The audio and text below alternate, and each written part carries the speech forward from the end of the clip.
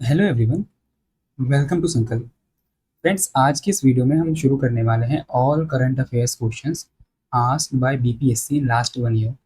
मतलब 13 सितंबर 2025 जब आपका 71st बीपीएससी एग्ज़ाम हुआ था, उससे लेकर जुलाई 2026 तक बीपीएससी ने जितने भी एग्ज़ाम्स कंडक्ट करवाए हैं, हम उन एग्ज़ाम्स के सभी करंट अफेयर्स क्वेश्चंस को इस वीडियो में सॉल्व करने वाले हैं।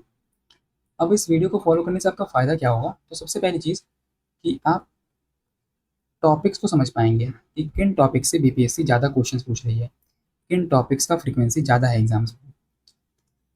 उसके अलावा आप ये समझ पाएंगे कि आपको टॉपिक्स को कितनी डेप्थ में पढ़ना है। मतलब अगर आप गवर्नमेंट स्कीम पढ़ रहे हैं तो आपको उसके किस किस डायमेंशन के ऊपर ज़्यादा फोकस करना है, कितनी डेप्थ में उस स्कीम को पढ़ना है।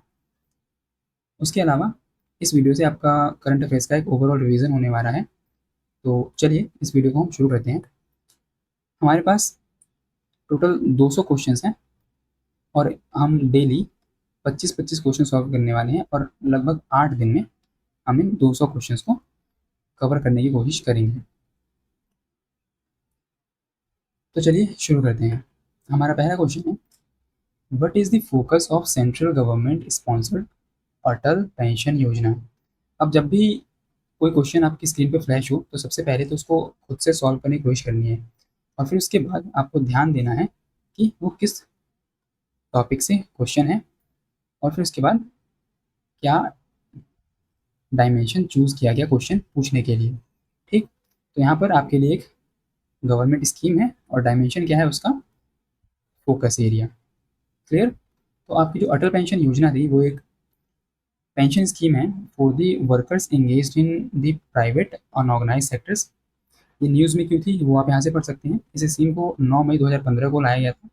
इसमें कोई भी 18 से 40 साल का इंसान एनरोल करवा सकता है खुद को। उसको 42 रुपये से लेकर 210 रुपये तक पर मंथ पे करना होगा और जब वो 60 साल का हो जाएगा तो उसको 1000 से लेकर 5000 रुपये तक का पेंशन गवर्नमेंट उसको प्रोवाइड करवाएगी मंथली बेसिस पे। नेक्स्ट क्वेश्चन है, अब ये क्वेश्चन है लॉजिक और रीजन से सॉल्व करने वाला। मतलब अगर आपको कुछ भी ना पता हो इस स्कीम के बारे में या फिर इस टारगेट के बारे में, तब भी आप इस क्वेश्चन को बड़े ही आराम से सॉल्व कर सकते हैं, क्योंकि इसमें जो सेकंड स्टेटमेंट है रीजन, वो बहुत इंटरेस्टिंग है। आपका असर्शन कहता है India's renewable energy sector is attracting large FDI inflows which are sufficient to meet the 2030 target of 500 gigawatt of non fossil capacity. अब जो लोग करंट अफेयर्स को फॉलो कर रहे होंगे उन्हें ये पता होगा कि इंडिया ने 2026 में ही इस टारगेट को अचीव कर लिया, मतलब ड्यू डेट से 4 साल पहले। अब ऐसा कैसे पॉसिबल है? ऐसा पॉसिबल इसलिए है क्योंकि इंडिया को इनफ अमाउंट ऑफ एफडीआई मिल रहा होगा।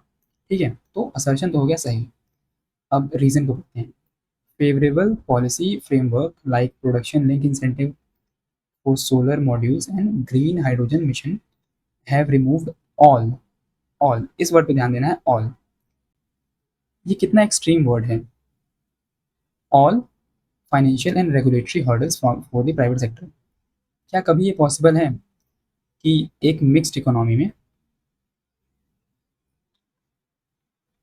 जो प्राइवेट सेक्टर है उसके ऊपर सारे के सारे फाइनेंशियल और रेगुलेटरी हर्डल्स को खत्म कर दिया जाए? ये कभी संभव नहीं है और इंडियन इकोनॉमी अभी इतनी मेच्योर नहीं है कि ऐसा कुछ हो पाए। तो रीज़न आपका हो गया गलत। और जब भी ऐसे क्वेश्चंस में आपका असर्शन या रीज़न कोई गलत होता है तो आपके पास बस एक ही ऑप्शन बचता है, assertion is true but the reason is false.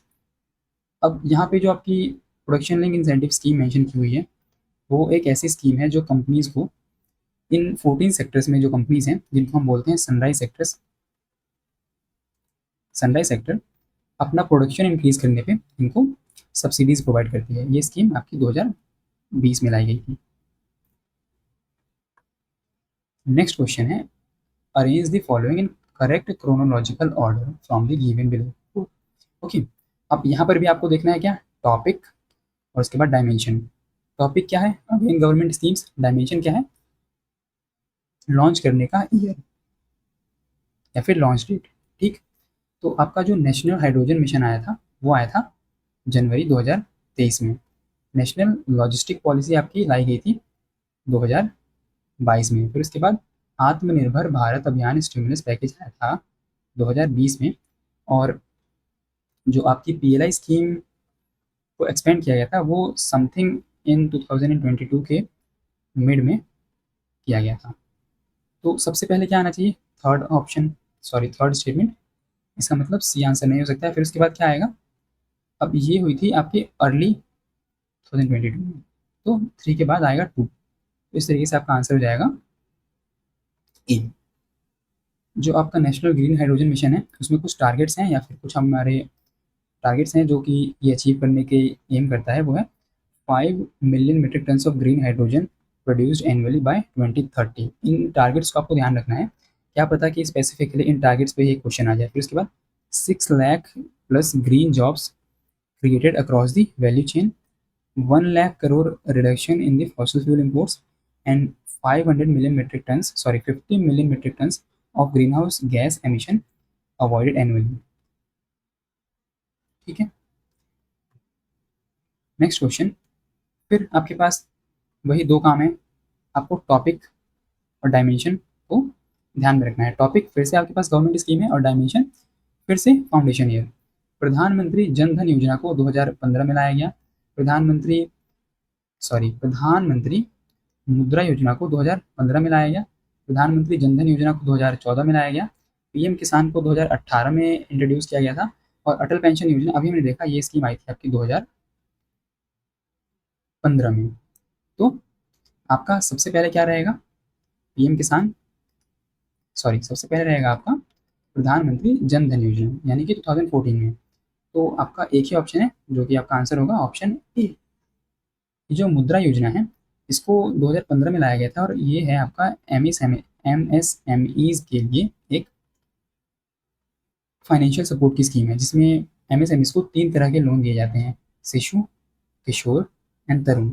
शिशु लोन होते हैं 0 से लेकर 50,000 तक, किशोर लोन होते हैं 50,000 से लेकर 5 लाख तक, और तरुण लोन होते हैं 5 लाख से लेकर 10 लाख तक। एक कैटेगरी और बाद में इंट्रोड्यूस की गई जिसको हम बोलते हैं तरुण प्लस, लेकिन ये कोई अलग से कैटेगरी नहीं है, ये तरुण के अंदर ही आती है। और अभी भी अगर हमसे पूछा जाता है कि मुद्रा योजना के अंतर्गत कितनी तरह की स्कीम है तो हम 3 ही इसका आंसर देंगे।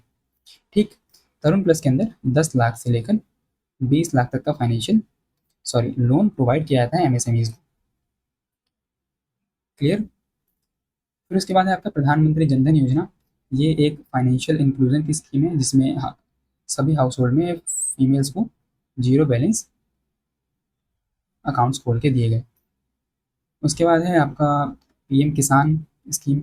ये एक फाइनेंशियल सपोर्ट स्कीम है जिसके अंदर through direct benefit transfer DBT government 3 instalments में क्या करती है, 2-2 हज़ार रुपये करके हर साल किसान को 6,000 रुपये का फाइनेंशियल असिस्टेंट प्रोवाइड करवाती है। फिर उसके बाद आपकी अटल पेंशन योजना, हमने अभी इसको फर्स्ट क्वेश्चन में देखा था। नेक्स्ट क्वेश्चन है कंसीडर द फॉलोइंग स्टेटमेंट्स। ये आप क्वेश्चन अब देखिए, ये क्या है आपका क्वेश्चन, जुड़ा हुआ है आपका वर्ल्ड ट्रेड ऑर्गेनाइजेशन से। तो टॉपिक क्या हो गया? International organisation. फिर डायमेंशन क्या है? उस स्कीम की डिटेल्स। ठीक है, तो फर्स्ट स्टेटमेंट कहता है agreement on agriculture under WTO classifies subsidies into green box, blue box and amber box. अभी जो आपका WTO है ना, इसके अंदर बहुत सारे से अग्रीमेंट्स हैं, जैसे आपका अग्रीमेंट ऑन एग्रीकल्चर है। फिर उसके बाद जो आपके इंटेलेक्चुअल प्रॉपर्टी राइट्स होते हैं उनको लेकर एग्रीमेंट्स हैं, वर्ल्ड ट्रेड को लेकर एग्रीमेंट्स हैं। तो इस तरीके से बहुत सारे एग्रीमेंट्स मिलकर एक पूरा आपका WTO बना हुआ है। तो इसी तरीके से अग्रीमेंट ऑफ एग्रीकल्चर के अंदर आपके पास 3 बॉक्स हैं, पहला ग्रीन बॉक्स, दूसरा ब्लू बॉक्स, तीसरा एम्बर बॉक्स, और इनमें रखा जाता है सब्सिडीज को। तो कौन सी सब्सिडी किस में जाती है वो देख लेते हैं एक बार। ग्रीन बॉक्स में वो सब्सिडीज रहती हैं जो कि ट्रेड को बहुत ही मिनिमल अमाउंट में डिस्टॉर्ट करती हैं, जैसे कि रिसर्च एंड डेवलपमेंट के ऊपर खर्चा, इंफ्रास्ट्रक्चर के ऊपर खर्चा। मान लीजिए कि गवर्नमेंट कैनाल्स बना रही है, फूड फोर्टिफिकेशन पे ध्यान दे रही है, ठीक है, ट्यूबवेल्स बनवा रही है। तो ये सब क्या है, इंफ्रास्ट्रक्चर और R&D पे खर्चा हो रहा है, इसके ऊपर कोई लिमिट नहीं होती है। फिर उसके बाद हमारे पास होती हैं ब्लू बॉक्स, जिसमें प्रोडक्शन लिमिटिंग प्रोग्राम्स होते हैं, इसके ऊपर भी कोई लिमिट नहीं होता है। जो आपका तीसरा बॉक्स है एम्बर बॉक्स, इसमें उन सब्सिडीज़ को रखा जाता है जो अगर ना हो तो उसका ज़्यादा बुरा इम्पैक्ट होगा। मतलब अगर वो हैं तो उनका बुरा इम्पैक्ट है, लेकिन अगर वो ना हो तो उससे भी ज़्यादा वर्स इम्पैक्ट होगा। इसीलिए उन स्कीम्स को हम क्या करते हैं, एम्बर बॉक्स में डालते हैं, उनके ऊपर कुछ लिमिट्स लगाते हैं, मतलब जैसे कि 10% फॉर द डेवलपिंग कंट्रीज़, ऐसे लिमिट्स लगाई जाती हैं डेवलपिंग कंट्रीज़ के लिए अलग और डेवलप्ड कंट्रीज़ के लिए अलग। डेवलप्ड कंट्रीज़ के लिए शायद ये 5% है।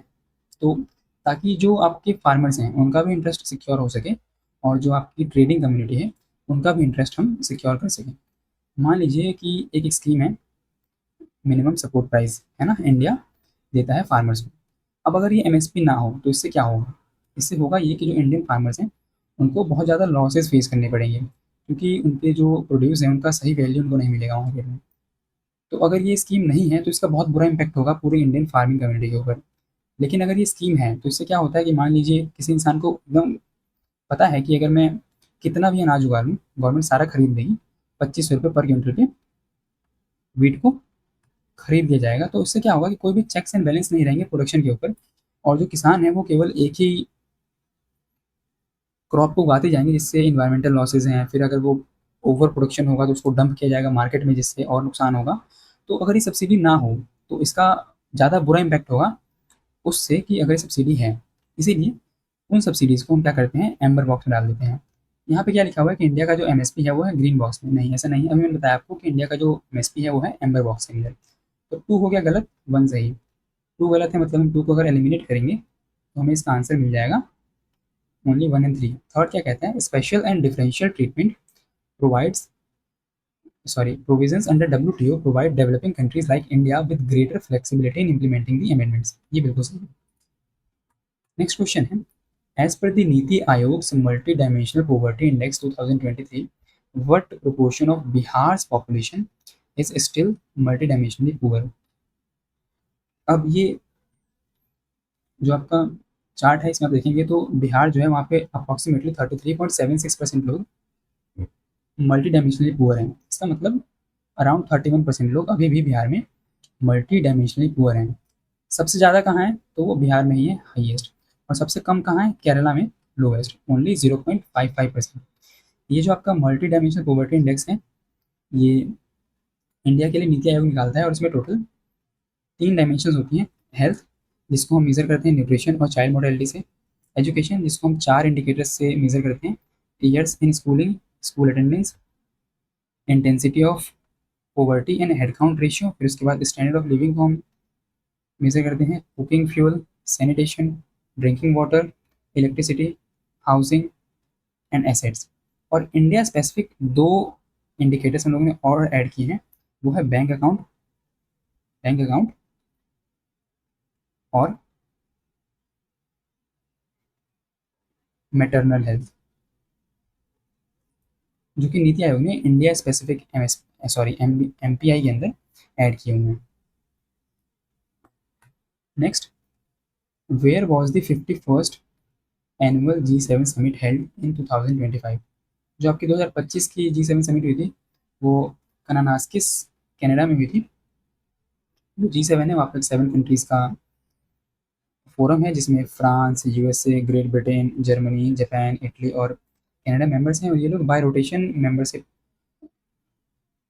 रोटेशन जो आपकी प्रेसिडेंसी होती है उसको होल्ड करते हैं। जैसे कि मतलब अगर 2025 में कनाडा के पास था तो 2026 में होगा फ्रांस के पास, फिर उसके बाद यूएसए, फिर ब्रिटेन, फिर जर्मनी, फिर जापान, फिर इटली, और फिर उसके बाद अगेन फिर कनाडा के पास जाएगी। 2026 में जो आपकी G7 की समिट हुई वो हुई एवियन फ्रांस के अंदर। नेक्स्ट क्वेश्चन है, in which year will the 16th Indian census be conducted. ये आपका 2027 में होगा, सेंसस ऑफ इंडिया इसको कंडक्ट करेगा, और इसका जो मोटो है वो है जन कल्याण से जनगणना से जन कल्याण।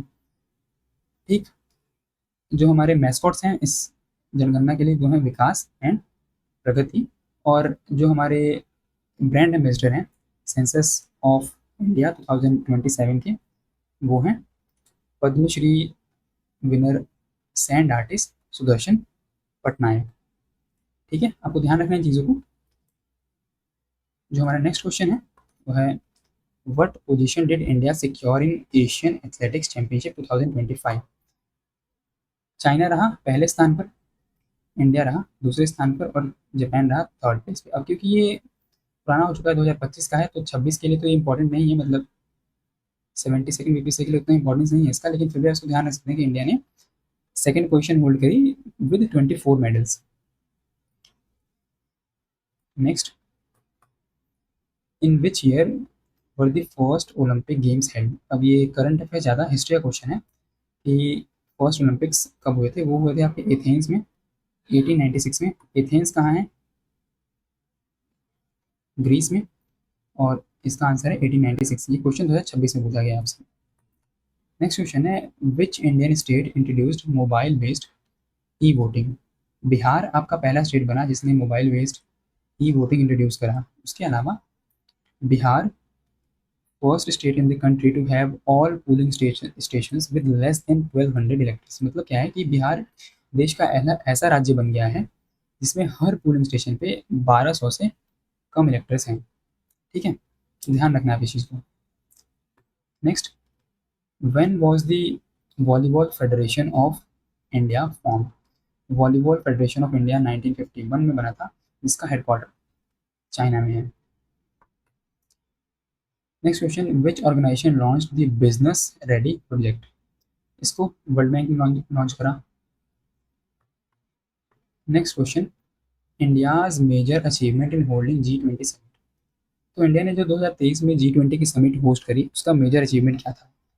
जो सबसे बड़ी उपलब्धि थी हमारे उस G20 समिट की, वो थी अफ्रीकन यूनियंस की परमानेंट मेंबरशिप को एक्सेप्ट करना। ठीक है, ये जो आपका अफ्रीकन यूनियन है वो 26 मई 2001 को स्टेब्लिश हुआ था और इसमें अभी टोटल 55 मेंबर्स हैं। और इसका हेडक्वार्टर कहाँ है वो आपको मुझे बताना है कमेंट बॉक्स में कि इसका हेडक्वार्टर कहाँ पर है। नेक्स्ट क्वेश्चन है आपका I2U2 किस तरह का ऑर्गेनाइजेशन है। अब ऐसे क्वेश्चन को आंसर करना बहुत ही मुश्किल हो जाता है। क्यों? क्योंकि जब भी ये ऑर्गेनाइजेशंस की समिट होती है तो वहाँ पे मिलिट्री कॉपरेशन की भी बातें होती हैं, काउंटर टेररिज्म की भी बातें होती हैं, इकोनॉमिक डेवलपमेंट की भी बातें की जाती हैं और स्पेस टेक्नोलॉजी भी रहता है एजेंडा में। I2U2 एक ऐसे आपकी ऑर्गेनाइजेशन है जिसमें 4 मेंबर्स हैं, इंडिया, इसराइल, UAE और USA। मतलब I2U2 I2 कौन कौन से? इसराइल और इंडिया, U2 UAE और USA। लेकिन अगर हम ध्यान दें कि इनका जो प्राइमरी फोकस है वो रहता है मिलिट्री कॉपरेशन के ऊपर, इसका आंसर होगा A। Next, which country is not a member of quad grouping. यहाँ पे आप झंडे देख रहे हैं, क्या आप आइडेंटिफाई कर सकते हैं कौन सा किस कंट्री का झंडा है? ये है आपका ऑस्ट्रेलिया का झंडा, ये है भारत, ये जापान और ये USA। यानी कि क्वाड में 4 मेंबर्स हैं, Australia, India, Japan and USA। India, Australia, Japan. क्या रशिया क्वाड का पार्ट है? नहीं। अब आप मेरे को कमेंट बॉक्स में ये बताइएगा कि क्या G7 का पार्ट है रशिया? क्या G8 का पार्ट है रशिया? क्या G20 का पार्ट है रशिया? इनमें से किस किस ऑर्गेनाइजेशन का रशिया पार्ट है ये आपको मुझे बताना है कमेंट बॉक्स में। और क्या इंडिया भी इन सभी का पार्ट्स है? Next question, what does de dollarisation among BRICS countries mean. इसका बहुत सिंपल मतलब होता है डॉलर पे अपनी डिपेंडेंस को खत्म करना, कम करना, avoiding US dollar in trade. क्योंकि आपको पता है कि जितना भी वर्ल्ड ट्रेड होता है वो ज़्यादा से ज़्यादा US डॉलर में होता है। जिससे नुकसान क्या होता है कि जब भी क्राइसिस आता है, जब भी मार्केट में US डॉलर की शॉर्टेज होती है, जिस उससे होता क्या है कि पूरे वर्ल्ड ट्रेड का डिस्ट्रप्शन होता है और सारी चीज़ें महंगी हो जाती हैं। इसीलिए ये जो ब्रिक्स नेशन है ये चाहते हैं कि हम क्या करें, अपना डोमेस्टिक करेंसीज में अपने ट्रेड को प्रमोट करें। जैसे इंडिया और रशिया करते हैं रुपी रूबल ट्रेड। ठीक है, तो इसका मतलब क्या होता है, वर्ल्ड ट्रेड में डॉलर के जो आपका डोमिनेंस है उसको ख़त्म करना और उसको अवॉइड करके अपनी लोकल करेंसीज़ में अपनी ट्रेड को सेटल करना। और इसी वजह से जो आपके ट्रम्प भाई साहब हैं, वो इन कंट्रीज़ से करते हैं नफ़रत, क्योंकि ये लोग डॉलर की हेजेमनी को ख़त्म करने में लगे पड़े हैं। जो 2026 की ब्रिक्स समिट होने वाली है, उसको होल्ड करने वाला है अपना इंडिया, प्यारा भारत। अब इसकी थीम जो रखी गई है, वो रखी गई है क्या? ब्रिक्स, BRICS, मतलब एक्रोनिम्स के मामले में इंडिया एकदम नेक्स्ट लेवल है। आपको पता है ना, कि जो MG नरेगा था, उस स्कीम का नाम चेंज करके इन लोगों ने क्या कर दिया? जी राम जी। तो मतलब एक्रोनिम्स के मामले में तो इंडिया एकदम गजब नेक्स्ट लेवल है। उसी तरीके से हम लोगों ने ब्रिक्स का थीम क्या रखा? ब्रिक्स। इसका मतलब क्या है? Building for resilience, innovation, cooperation and sustainability. आपको इस थीम को ध्यान रखना है। और 26 की समिट कहाँ पे होने वाली है? इंडिया में होने वाली है, इसको भी ध्यान रखना है। नेक्स्ट, ये जो आपका ब्रिक्स है, इसमें अभी वर्तमान समय में 2026 में टोटल 11 मेंबर्स हैं। तो फाउंडिंग मेंबर्स के अलावा भी 6 मेंबर्स ने बाद में ज्वाइन करा। फाउंडिंग मेंबर्स कौन कौन से हैं? China, India, Russia, south Africa और ब्राज़ील। तो पहले ये BRIC ब्रिक हुआ करता था, बाद में इसको साउथ अफ्रीका ने जॉइन कर लिया, तो ये बन गया ब्रिक्स। फिर बाद में Egypt, Ethiopia, Indonesia, Iran, Saudi Arabia और UAE ने जॉइन करा अलग अलग ईयर्स में। उसके अलावा ब्रिक्स के कुछ पार्टनर कंट्रीज़ भी हैं, वो हैं Belarus, Bolivia, Cuba, Kazakhstan, Malaysia, Nigeria, Thailand, Uganda, Uzbekistan and Vietnam. Next question है, the digital personal data protection act does not provide. तो अगर आप digital personal data protection act को देखेंगे तो उसमें आपके पास राइट टू डाटा प्रिंसिपल है, डाटा प्रोटेक्शन बोर्ड भी स्टैब्लिश किया जाता है और कंसेंट बेस्ड डाटा यूज़ का प्रोविजन आपको उसमें देखने को मिल जाएगा। लेकिन राइट टू डाटा पोर्टेबिलिटी का कहीं भी जिक्र नहीं किया गया। इसका मतलब क्या है? The right to data portability allows you to obtain, reuse and securely transfer your personal data from one service provider to another. ऐसी कोई भी सर्विस या फिर ऐसा कोई भी प्रोविजन आपके DPDP एक्ट में नहीं है। नेक्स्ट क्वेश्चन, 2023 में किस रेलवे स्टेशन पे सबसे ज़्यादा प्लेटफॉर्म्स हैं? अब ये आप इसको स्टैटिक का क्वेश्चन मान सकते हैं, है ना? आपका फर्स्ट नंबर पे आता है Howrah with 23 platforms, second number पे आता है सियालदह विद 21 प्लेटफॉर्म्स और थर्ड नंबर पे आता है Chhatrapati Shivaji Maharaj terminal with 18 platforms. इसके अलावा याद रखना पॉसिबल भी नहीं है और ये उतना इंपॉर्टेंट भी नहीं है, बस आपकी फर्स्ट 3 एक बार माइंड में रख सकते हैं इसको। इसका आंसर क्या होगा? Howrah junction with 23 platforms. Next question है, consider the following statement, the Rewa ultra mega solar plant is a large scale solar power project located in Rewa district of Madhya Pradesh. सभी को पता है कि रेवा मध्य प्रदेश में है, बिल्कुल सही है। फिर उसके बाद the plant supplies about 1/4 of its power to Delhi metro. ये भी बिल्कुल सही है। मतलब अगर 100% में से हम देखें तो अराउंड 24% जो आपका Rewa ultra mega solar power plant है वो दिल्ली मेट्रो को ट्रांसफर कर देता है। तो इस क्वेश्चन में दोनों ही स्टेटमेंट सही है और हमसे करेक्ट पूछा हुआ है, तो इसका आंसर होगा ऑप्शन सी। नेक्स्ट और इस वीडियो का last question, Kalpakkam nuclear power plant has fast breeder reactor. ये बिल्कुल सही है। ये इंडिया का ऐसा इकलौता न्यूक्लियर पावर प्लांट है जहाँ पर फास्ट ब्रीडर रिएक्टर है। फिर इसके बाद the fast breeder reactor is design to utilise a thorium fuel. अब इस स्टेटमेंट को आइडेंटिफाई करने के लिए आपको इंडिया का 3 स्टेज न्यूक्लियर प्रोग्राम पता होना चाहिए, जिसको होमी जहांगीर भाभा ने बहुत पहले इन्विसाज करा था। इसमें हम फर्स्ट स्टेज में हम यूज़ करते हैं प्रेशराइज्ड हैवी वाटर रिएक्टर्स को, जिसमें हम यूरेनियम को यूज़ करते हैं और इसके डिके के बाद हमें उससे मिलता है प्लूटोनियम 239। मतलब हम इसमें यूरेनियम 238 को यूज़ करते हैं और हमें आउटपुट में मिलता है प्लूटोनियम 239। फिर उसके बाद हम अपने सेकंड स्टेज में, जिसमें हम अभी डेवलपिंग स्टेज पे हैं, फास्ट ब्रीडर रिएक्टर्स को डेवलप करेंगे, ताकि ये फास्ट ब्रीडर रिएक्टर जो है वो जो आपका फर्स्ट स्टेज का आउटपुट था उसको एज फ्यूल यूज़ कर सकें सेकंड स्टेज में। तो सेकंड स्टेज में हमारे पास फ्यूल क्या क्या है? प्लूटोनियम 239 और यूरेनियम 238। क्या थोरियम है? नहीं। तो आपका जो स्टेटमेंट बी है वो हो गया गलत। अब इस स्टेज में आपके पास जो आउटपुट निकलेगा वो निकलेगा प्लूटोनियम 239 और यूरेनियम 233। फिर उसके बाद जो हमारा थर्ड स्टेज रहेगा उसमें हम थोरियम बेस्ड रिएक्टर्स को यूज़ करेंगे, जिसमें हम थोरियम को एज फ्यूल यूज़ करेंगे और हमारा आउटपुट निकलेगा यूरेनियम 233। अब इंडिया क्यों अचीव करना चाहता है थर्ड स्टेज? बहुत सिंपल सा, बहुत बेसिक सा रीज़न है। इंडिया यूरेनियम के लिए इंपोर्ट्स पर डिपेंडेंट है, क्योंकि इंडिया में बहुत बड़ी मात्रा में यूरेनियम रिजर्व्स नहीं है, लेकिन थोरियम इंडिया में बहुत ही अबंडेंट अमाउंट में मिलता है। इसीलिए इंडिया चाहता है कि हम अपने इंडिजिनस रिसोर्सेज को यूज़ करके इलेक्ट्रिसिटी में आत्मनिर्भरता को अचीव करें। और इसीलिए इंडिया चाहता है कि ये जो थर्ड स्टेज डेवलप हो और हम थोरियम जो हमारे पास बहुत अबंडेंट अमाउंट में मोनोजोइक सैंड्स में मिलता है उसको हम यूज़ करके इलेक्ट्रिसिटी बना सकें। तो इसमें फर्स्ट सही है, सेकंड गलत है, हमसे करेक्ट पूछा है, ये इसका आंसर होगा। आज की इस वीडियो में इतना ही। अगर आपको वीडियो अच्छी लगी हो तो आप इस वीडियो को लाइक कर सकते हैं, अपने फ्रेंड्स के साथ शेयर कर सकते हैं और चैनल को सब्सक्राइब कर सकते हैं।